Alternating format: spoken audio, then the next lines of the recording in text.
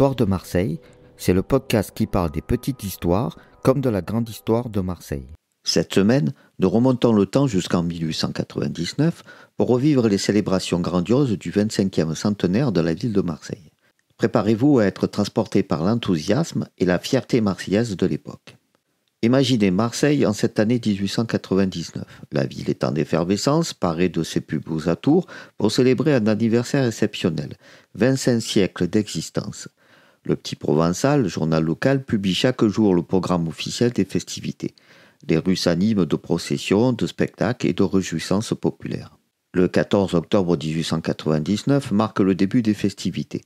Le quotidien indique « Comme aux époques anciennes, où les feux allumés sur les collines transmettaient au peuple l'annonce des grands événements, l'embrasement de la colline de la Garde annoncera le commencement des réjouissances publiques. Cependant que, par nos rues où ruissellera un véritable fleuve de feu, les musiques militaires jetteront l'éclat de leur rythme entraînant. Et ce sera réellement la caractéristique de notre génie local, de la sonorité, du mouvement et de la lumière. Bienvenue à nos hôtes, les représentants de l'aïeul du noble peuple grec, qui viennent sur les flots de la mer commune renouer la douce chaîne d'affection et de fraternité. Bienvenue aux frères de France et aux amis de l'étranger. Pour les recevoir dignement, Marseille n'aura rien épargné. Quant au côté bien marseillais, bien local, il n'a pas été négligé davantage. Les joueurs de boules et les targaïrs y ont trouvé leur place naturelle. Et pour la peinture colorée, animée et fidèle des mœurs et des coutumes populaires, c'est l'aimable et spirituel confrère Foucard qui s'en charge pour le plus grand esbaudissement d'une foule que secoue son rire si communicatif. On a voulu se souvenir que d'une chose, c'est qu'on était des Marseillais également ardents à chérir et à honorer la mère commune. Nous devions cette juste louange à des efforts si méritants et à un zèle si patriotique. À noter que la Société des ascenseurs s'est mise à la disposition du maire, M. Flessière, et a organisé un service de nuit qui permettra au public d'assister sans fatigue à cette cérémonie. Les ascenseurs seront illuminés à l'électricité. Pour l'époque, c'est encore révolutionnaire. Il faudra qu'on en repart de l'électrification de Marseille. Le représentant de Fossé, arrivé la veille, est le docteur Georgiades. Il a présenté au maire des lettres de créance qui lui ont été délivrées par la démo Géronti de Fossé. À noter également que durant les fêtes du 25e centenaire, les salles et appartements de la préfecture pourront être visités de 14h à 16h. Les festivités se déroulent sur plusieurs jours, du 14 au 22 octobre, au programme des inaugurations de monuments, des expositions, des régates, des concerts, des bals et même une grande cavalcade historique. Imaginez un défilé grandiose retraçant les grandes heures de Marseille avec des chars magnifiques et des costumes d'époque. Le Petit Provençal nous offre un aperçu détaillé de l'événement. On y lit par exemple Le Salut à Marseille de Clovis Hugues, un poème vibrant dédié à la cité phocéenne. Les commerçants marseillais profitent également de l'occasion pour proposer des offres spéciales et des promotions exceptionnelles. Les grands magasins du Réveil du Lion, par exemple, organisent une grande mise en vente de leur dernière création à l'occasion des fêtes. Le quotidien marseillais nous raconte Marseille en fête. Dès les premières heures de la matinée, la ville avait pris un véritable air de fête. Un public de plus en plus nombreux afflue d'heure en heure sur les voies centrales et principalement sur la Canebière et sur la rue Noailles.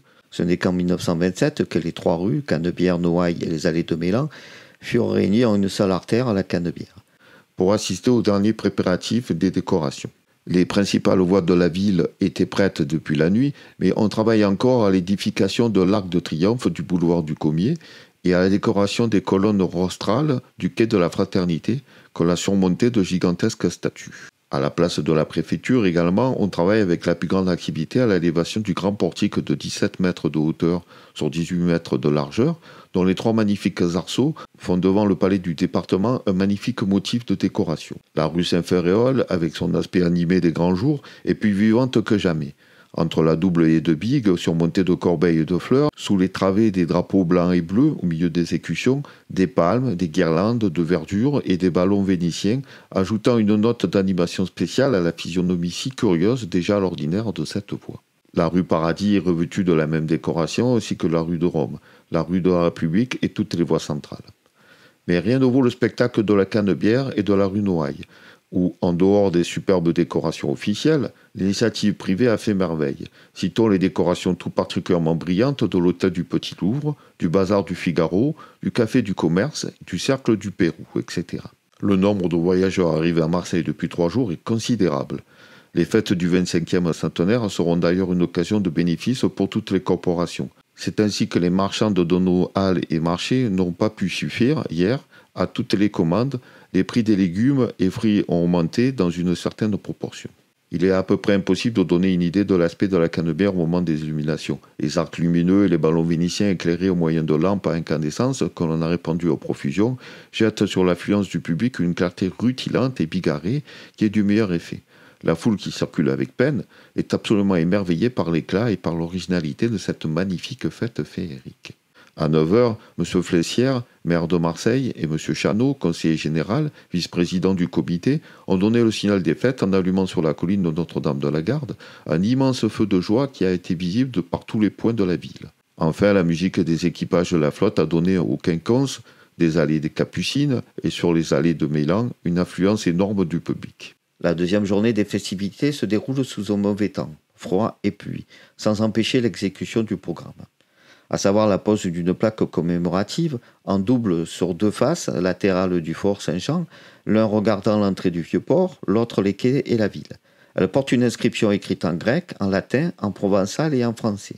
En souvenir du jour où les phocéens venant d'Ionie abordèrent il y a bien 5 siècles dans l'anse du Lacidon, la ville de Marseille, étant maire, monsieur le docteur Flessière, étant présents les délégués de Phocée, sa métropole d'Athènes, de Rome, monsieur Chano, délégué du Conseil général, monsieur le général Metzinger, commandant du 15e corps d'armée, monsieur Fleuret, préfet des Bouches-du-Rhône, a célébré des fêtes solennelles et posé cette pierre commémorative le 15 octobre 1899. Le quotidien nous raconte. On sait que l'attrait principal de cette première journée de fête était la reproduction historique de l'arrivée des Phocéens à Marseille. La pluie tombant sans cesse, l'hésitation était grande parmi les organisateurs pour donner le signal du départ. C'était dans le domaine spacieux de la Vieille Charité que s'étaient réunis tous les figurants de la Navalcade. Vers 11h, M. Fraissinet, président du comité, a fait demander à M. le maire si oui ou non il est d'avis que le cortège s'ébranle. M. Flessière sera en personne à la Charité. M. Flessière fait alors connaître que les personnes qui ne voudraient pas participer à la Navalcade, par crainte de la pluie, sont libres de se retirer et que leur journée sera quand même payée au même prix s'ils s'éloignent. Mais la bonne volonté de tous les figurants est grande, malgré le peu de gaieté de l'atmosphère, et vers 11h30, le cortège peut sortir des portes de la Charité pour se diriger par la Joliette vers le quai de la Fraternité.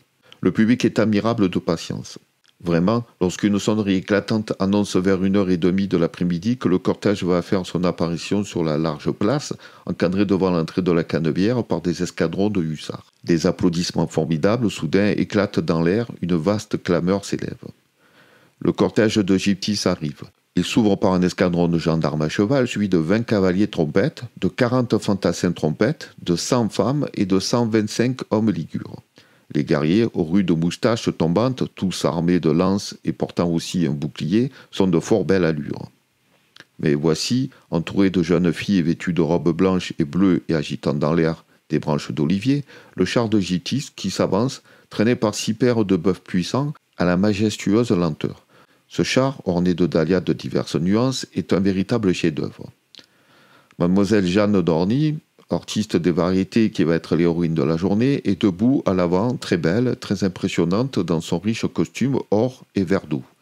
Le roi Nan, un vieillard consciencieusement figuré par M. Arco, accompagne Gyptis. Une douzaine de chars de guerre montés par 48 hommes terminent le merveilleux cortège. L'attention se porte sur la partie capitale de la fête, l'arrivée des Phocéens. Le coup d'œil que présente le Vieux-Port, sillonné de petites barques ligures aux voiles de vives nuances et décorées de feuillages et des plus esquis. Des sonneries stridentes se répercutent dans l'air. C'est le premier des pentecôtaires, le Tikia, qui arrive, saluant la terre où va s'édifier Massilia. Le dernier des pentecôtaires, le Dière, qui porte à l'avant la statue d'Artémis, tout en or et en ivoire, vient d'apparaître à l'horizon, glissant sur l'eau, resplendissante et majestueuse.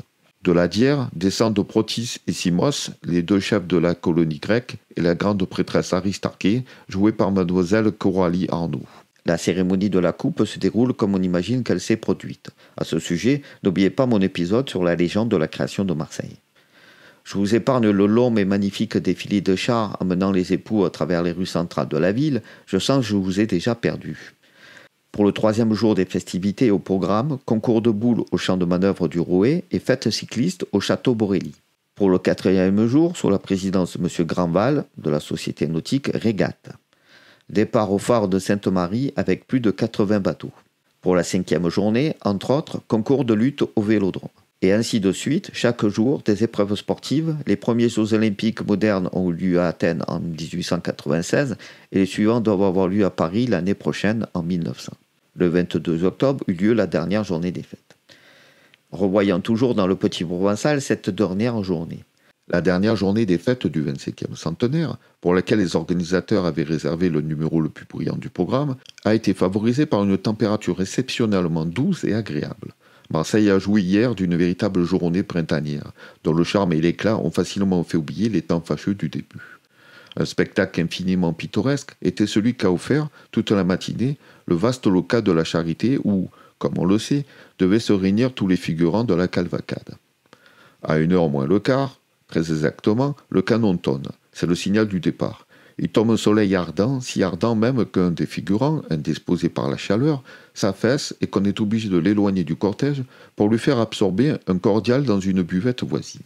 Le superbe cortège se met en marche, ouvert par un escadron de gendarmes à cheval et un escadron de hussards trompettes. La foule sur l'esplanade de la Major, au tournant de la rue de la République et sur la place de la Joliette, est immense. Chaque char qui défile avec une majestueuse lanterne est admiré et applaudi. Après le peloton de gendarmes et la fanfare des hussards, voici le char des noces de Gyptis. La procession des divinités qui venait ensuite a constitué un cortège intéressant avec des statues de Déméter, de Vénus et de Diane, dont des ravissantes jeunes filles en costume lionien. Une aristarchée clôturait le cortège. Mais un spectacle plus imposant s'offre à nos yeux, c'est le triomphe de Marius. Un étincellement de casques et de cuirasses d'or mêle à l'éclat rutilant des aigrettes rouges et des manteaux romains avec une forêt de lances miroitantes. Après le cortège des joueurs de cornicine, des soldats porteurs de trophées, après le taureau doré, et après des prisonniers teutons, après les conducteurs de taureaux, les prêtres, les sacrificateurs, les joueurs de tubicine, s'avance le char romain entièrement blanc et or, que traînent 4 magnifiques chevaux blancs très richement carapassonnés. Le cortège se déroule encore non sans ampleur, avec le tribun à cheval, les centurions et les légionnaires, les cavaliers, les auxiliaires grecs, marseillais, et enfin les Celtes ligures, dont la croix bleue ressortait sur le fond blanc des tuniques. C'est ensuite le char de la République marseillaise en 1228. Puis c'est un cortège tout de grâce aimable et de grâce délicat. La seconde entrée à Marseille du roi Robert, accompagné de sa femme, de Santier d'Aragon et de Marie de Sicile. Après le jeune roi Robert, c'est le vieux roi René, l'excellent et populaire roi René. 4 chevaliers et une douzaine d'élégants damoiseaux annoncent le char de la cour d'amour, traîné par 9 magnifiques chevaux. C'est certainement le plus grand succès de la cavalcade. Le char de la Réunion de Marseille à la France est moins réussi. Voici un char qui, de nouveau, provoque les applaudissements du public. C'est la défense de Marseille en 1524. Vient ensuite le char de l'établissement de l'imprimerie à Marseille, celui de la Réale et celui de la Marseillaise, mais aussi le char de la Chambre des commerces, puis l'apothéose. Mais le 25e centenaire de Marseille ne se limite pas à la fête. C'est aussi l'occasion pour la ville de se positionner comme une métropole moderne et dynamique. Des projets d'envergure sont lancés, comme celui de l'irrigation du territoire, cherchant à faire venir l'eau jusqu'à la ville. L'événement attire également l'attention sur les tensions sociales qui traversent la France à cette époque, comme en témoignent les grèves mentionnées dans les colonnes du Petit Provençal. Le 25e centenaire de Marseille est un événement marquant dans l'histoire de la ville. Plus qu'une simple commémoration, c'est un moment de fierté collective, un élan vers l'avenir.